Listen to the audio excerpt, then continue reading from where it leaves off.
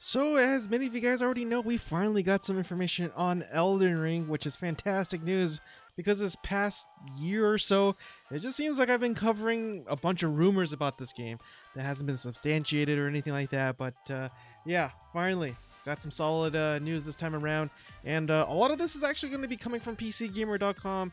As this article says here, a huge Elden Ring Infodump just dropped, and yeah, this is actually from another article that's from IGN, and they were able to get an interview with the CEO and a director for this game from software by the name of Hidetaka Miyazaki. I really do apologize for butchering names here. I'm not the greatest with names, especially Japanese ones, but yeah, I'm really excited about this one. And if you guys forgot, or if you didn't know, what separates Elden Ring from the other RPGs that FromSoftware has made? Well, this one is actually written in part by George R.R. Martin. The same George R. Yeah, George. I told you I was really bad with names.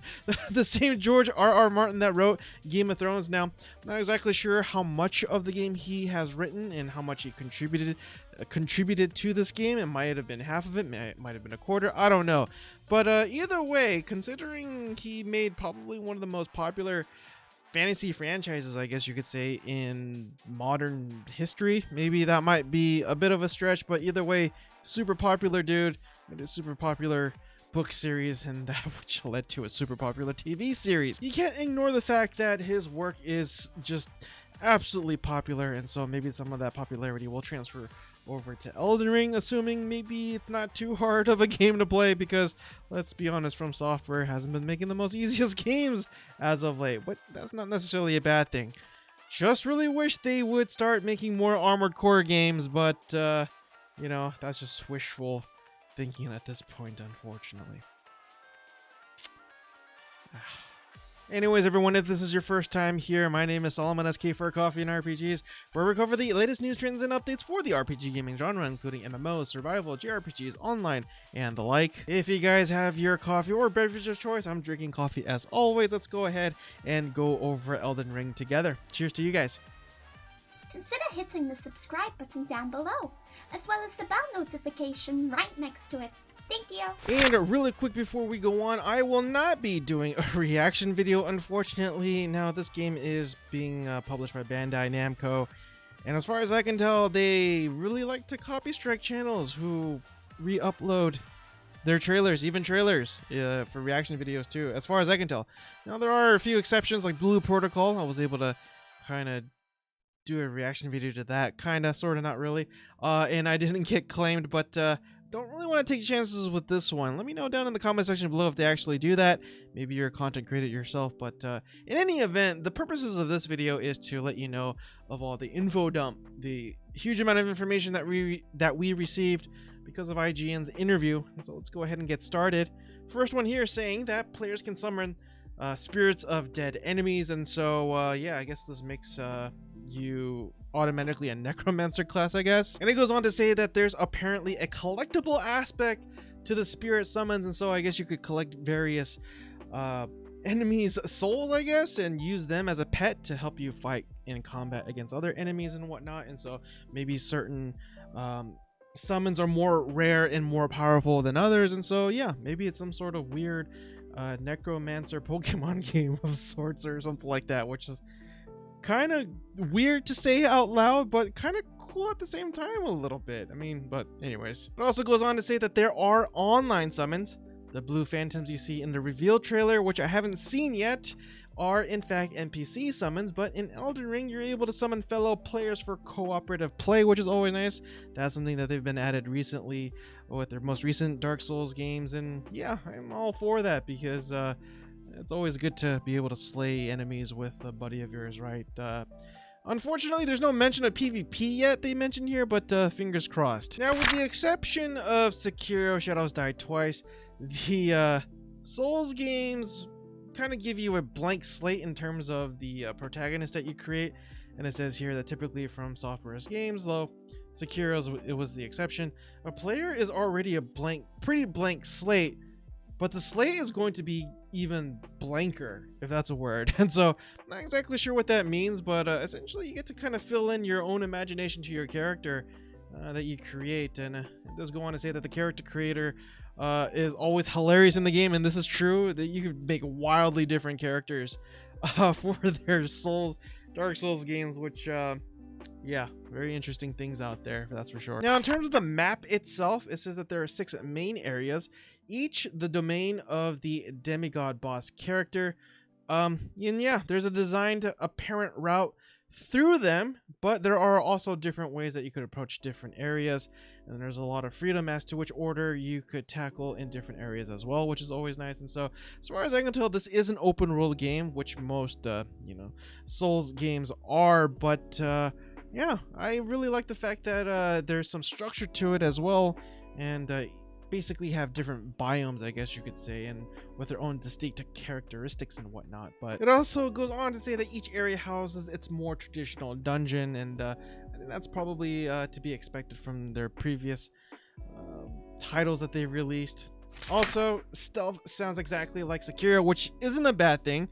Granted, I never beat Sekiro because the game is so freaking hard, but it does go on to say that you're able to crouch, you'll be able to sneak, and be less easily detectable in long grassy areas, for instance. And so yeah, I don't know, when I read that, it kind of reminds me of Metal Gear Solid 2 a little bit, but to be able to have stealth be a more viable option, because in previous entries, I shouldn't say previous entries, but in previous installments of various hack and slash games that FromSoftware made, stealth wasn't really a thing that you could do.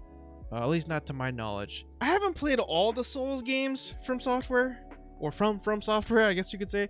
But yeah, as far as I can tell, there wasn't any stealth mechanic or anything like that. Definitely let me know if I'm wrong. I could be, but yeah, I'm really glad they're able to, or allowing you to have different play styles of the game when it comes to the combat this time around, for sure. Now, there's a lot of trickery, especially when it comes to, not want to say a lot, but there are some trickeries as it comes to Dark Souls, like the chest that could eat you, apparently. But anyways, it goes on to say that this sounds like something a mimic would say. He goes on to say that you probably won't find mimics in the same exact form. There's a different world to Dark Souls, but we hope to give you a surprise in some way. Let's put it that way. So, kind of being a little mysterious there. Not exactly sure what kind of tricks they have up their sleeves, but definitely will have some tricks regardless. Anyways, it goes on to say that there are some core progression mechanic, but it's not resurrection, which is one of those things I feel like you're either going to really like or you're going to really hate, just because of the difficulty of the game. But Sekiro Shadows Die Twice actually utilized it pretty well, in my opinion, in terms of its core gameplay, because again, Shadows Die Twice, you get a round 2, if you will, if you're defeated the first time, and that kind of plays into how you actually play your character and everything. Anyways, I'm kind of digressing just a little bit, but it does go on to say that Miyazaki says, we have a couple of elements in Elden Ring which come from similar kinds of breed, he assures us, though we're curious to know what methods for subverting death FromSoftware thought up this time. And so again, they're being a little bit mysterious with their words and what kind of things that you could do in terms of its core progression mechanic. But again, they're probably going to use something other than, as it says here, resurrection. But although I'm pretty sure there's going to be spawn points and whatnot, as most RPGs have. And it goes on to say that there is a classic hub area similar to Firelink Shrine, as in the case with every modern Souls game, will have a home and hearth to return to. Elden Ring's take on a main hub apparently sits near the center of the map, the place where each of the main areas branches off from. And so it seems like you'll probably get immediate access to the various biomes or different sections of the map that we mentioned earlier and whatnot, although that's just my assumption just from the way it just sounds right now. But either way, I mean, to have your home in the center of everything definitely will probably have its advantages, especially if we're talking about an open world sort of RPG and whatnot, where you have pretty much the freedom to do whatever it is that you want to do or need to do and whatnot. And so yeah, definitely looking forward to that. And again, moving on, it says there's much more to find than the 6 main dungeons. And it goes on to say that Elden Ring's open world will have a, quote, wide variety of catacombs, castles, and fortresses, end quote. And Miyazaki says that these range greatly in terms of scale too. So again, to those of you who are into huge open world games, definitely something to look forward to. Also, there's a fast travel system, just because the game's map apparently is so vast that, yeah, this is something, a quality of life feature that is a must apparently this time around. Again, moving on, character and build customization is super deep, more deep than the previous entries of the various Soul games that we had, and those are pretty comprehensive too, in my opinion. Probably not as much as maybe Black Desert Online, I want to say, but then you can't really compare apples to oranges, as that is an MMORPG, but still a fantasy RPG nonetheless. Anyways, and their next bullet point here is that the character and build customization is super deep, and from what I can tell, the various Soul games that we got in the past, I mean, they were pretty comprehensive too, in my opinion, and apparently Elden Ring is going to be even more customizable. And it says here that the progression sounds a lot more open than recent Souls games, with the ability to freely interchange skills between a large variety of weapons, Miyazaki says, and that there are around 100 skills in total. And so, wow, that's 100 skills in total. That's a lot. I'm not exactly sure if you're able to use all 100 skills, or maybe you're just limited to a few, like a deck of cards, or maybe something similar to what you see in Guild Wars. Or maybe you just place them all on your UI like you could do with most MMORPGs. But anyways, it seems like you could actually play around with a lot of various combinations and rotations and whatnot, as it says here that these skills are probably an extension of the battle art system from Dark Souls 3, which gave each weapon its own signature flourish, The magic system is open to every character as well, as so long as those 100 skills are distinct enough.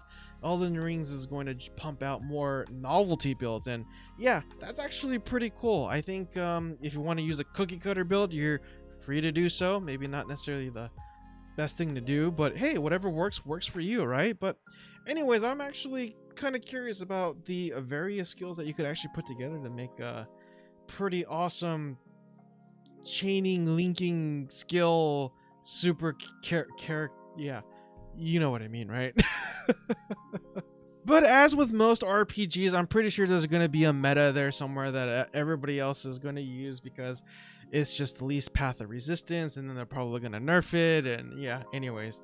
Or maybe they won't. It's not an MMO after all. But anyway, sorry, I'm digressing a lot right now. It goes on to say that we'll have more ways to heal because the journeys will be longer. So yeah, expect Elden Ring to be very generous with healing juice, even as the bosses kill you regardless.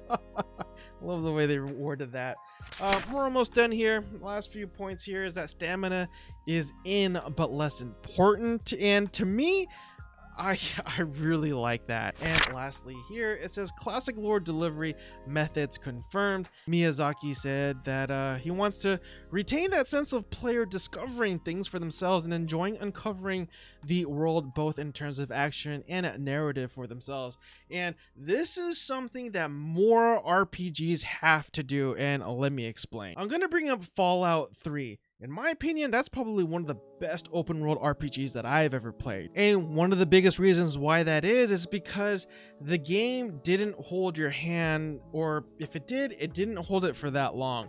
If you actually went out to the Capital Wasteland and you experienced random events out there and different locations throughout the Washington DC area, you discovered it on your own, and it felt super organic. There was just something about discovering all the amazing sites within the Capital Wasteland and experiencing the various random events that they had. Now granted, consequences of having a system like that is that you could actually play the entire game and completely miss out on certain locations because you just weren't fortunate enough to stumble upon whatever location that the game had that might have been super interesting for you. But you know, I would rather have the game just allow me to discover it on my own, because unfortunately, as we got more entries into the Fallout game, the game tried to make sure that you got to experience every single location of the game, but they directed you there, you know, in a form of a